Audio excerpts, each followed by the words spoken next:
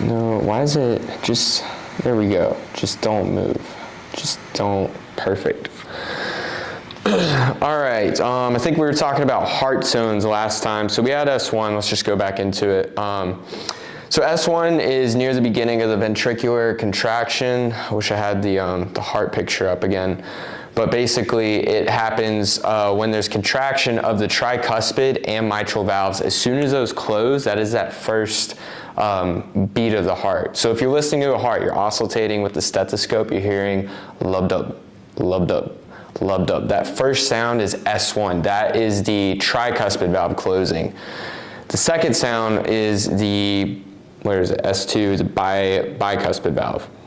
So S2 occurs near the end of ventricular contraction when the pulmonary and aortic valves close. So it's louder in patients that have chronic high blood pressure or pulmonary hypertension. It's decreased in patients with hypotension, and split in the case of right bundle branch, resulting in delay of pulmonic valve closing. The aortic valve may close more slowly than the pulmonic valve in situations involving left bundle branch blocks. Has to do with electricity running through the heart at a delayed rate. So the S3 is an extra abnormal heart sound that you normally would not hear. And it's in adults, it's caused by ventricular wall vibration, resulting in a rapid filling period of the ventricle during the beginning of diastole. It's often associated with heart failure. So it'll be difficult to catch. Now S4 is a rare heart sound that's heard just before S1, and it's caused by turbulent filling of the stiff ventricle and hypertrophy and possible myocardial infarction. So you're gonna see some sort of death of the cell tissue there.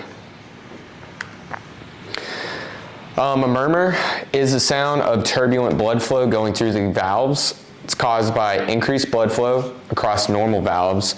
You could have flow across a irregular or constricted valve, and then blood flow into an enlarged heart chamber. There's also backwards blood flow that happens through the, if there's a compromised valve. I know it's common for people that have a lot of stress. I didn't even know this until I did my own life scan, but like there's a little bit of like regurgitated blood that goes backwards, kind of. So reassessment, it should be done on the way to the hospital, just like pretty much any other form of assessment. Electrophysiology. So you have the mechanical pumping of the heart action, mechanical pumping action of the heart. This can occur only in response to electrical stimulus. If nothing's telling it what to do, it's not gonna do anything. So it needs that impulse to cause the beat of the heart to beat in a series of complex chemical changes within the myocardial cells. So there's depolarization and then repolarization. Depolarization is like shooting the gun. Repolarization is reloading it with ammo. Depolarization is the process of discharging resting cardiac muscle fibers by means of electrical impulse and stimulates contraction. So you have the myocardial cells that are bathed in electrolyte solution. This is potassium and sodium. And then there is chemical pumps inside the cell that maintains contractions of ions. And then this creates an electrical gradient across the cell membrane. So a polarized cell normally has a net internal charge of negative 90 millivolts. So this is what your baseline is going to be at before anything happens as far as electrical activity in the heart. And then when it discharges, it shoots to like negative 70.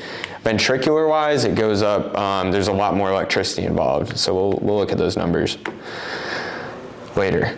When the myocardial cell receives stimulus from conduction, the permeability of the cell wall changes to allow the sodium in, because the sodium has a positive charge, Na+. There's one extra electron in every Na atom that is flowing through. This is going to make the cell more positive because they have positive charges. Calcium also enters. Calcium has two positive charges, and so it's lacking 2 electrons actually. If it had more electrons, it would gain more negative charge. So calcium is looking for 2 extra electrical electrons to gain in order to even it out. All these atoms want to get to zero. So this is more positive because it has a lack of electrical. Same as the Na+. The Na+ means it is lacking a electron. This helps maintain depolarization state in the cell membrane.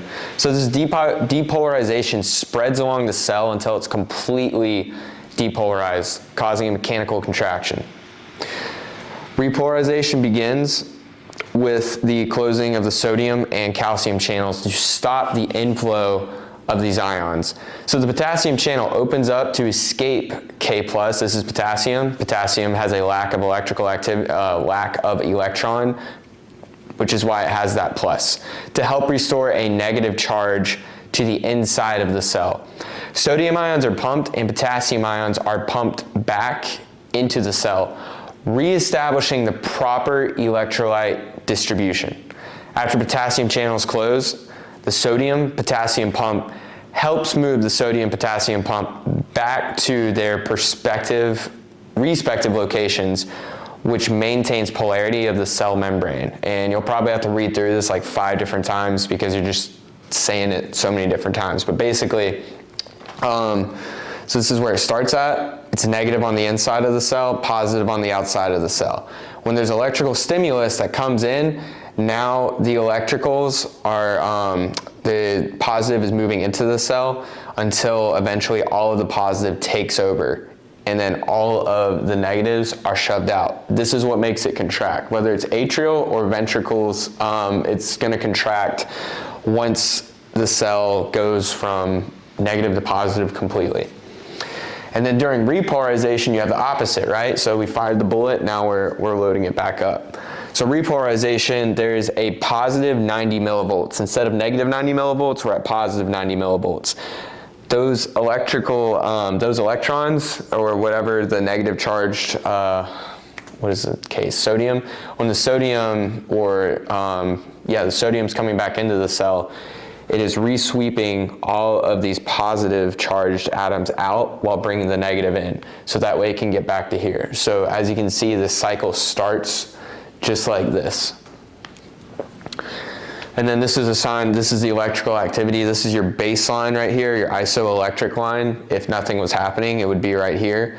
And you can see once it shoots up, this is the depolarization phase, full contraction right here, shoots up. This is the most electrical activity that's gonna happen in your heart. And then once it comes back down, it's repolarizing. So now it's going backwards, all the way back down to that negative 90 millivolts.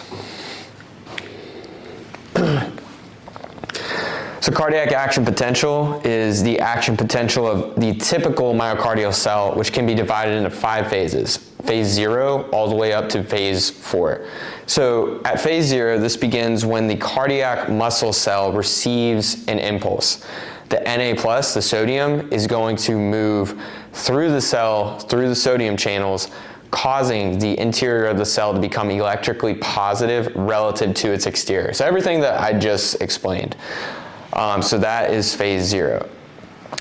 The transmembrane potential changes from negative 90 millivolts to about negative 70. So we just went up about 20 millivolts of charge.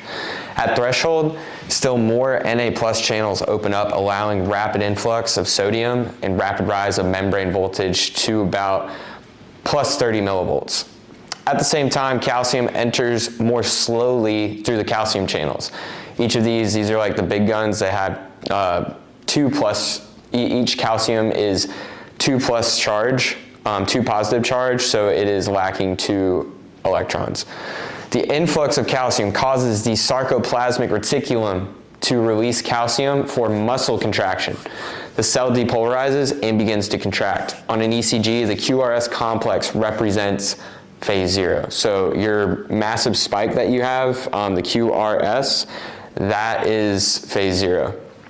Phase 1 is the inward sodium channel close and beginning of cells to repolarize. So negatively charged chloride ions enter the cell. So these all have negative, 1 negative electron charge. 1 electron. The outward potassium channel opens briefly, allowing potassium to leave the cell and resulting in a decreasing in the transmembrane potential. So calcium has a positive charge, chloride has a negative charge. Phase 2, this is the plateau phase. It is the longest phase of the action potential. Sodium and calcium slowly enter the cell. Sodium has a plus charge, calcium has 2 plus charge. Prolonged depolarization of the membrane creates a plateau. Contraction ends when the outward flow of the potassium exceeds the inward flow of the sodium and the calcium. This corresponds to the ST segment on the ECG. So you have your QRST. You're going towards the T wave. You just came out of your QRS complex, your ventricles just contracted now as far as electrical activity goes, and now we're moving to the T wave, which is repolarize. It's going to go to repolarize, which is phase 3. So we're in the final phase of repolarization. This is when slow calcium channels gradually close. Calcium, 2 plus charge, is transported out of the cell. So the 2 plus charges are leaving the cell, and if the 2 plus charges are going out, what does that mean is coming in? It means a negative charge is coming in. So potassium channels open and rapid movement of K plus is out of the cell causes transmembrane potential to become increasingly negative. You have negative atoms with electrons coming in, which would be your, I believe it's not sodium. Maybe it's, yeah, sodium. So at the end of this phase, the membrane potential has been restored to its resting value. With repolarization complete, the cell can now respond to new stimulus that's coming on. So on an ECG, the T wave represents phase 3, that little extra bump that's at the very end of your whole cardiac cycle. Phase 4 we call the resting phase. This represents the normal working myocardial cell at resting membrane potential of negative 90 millivolts.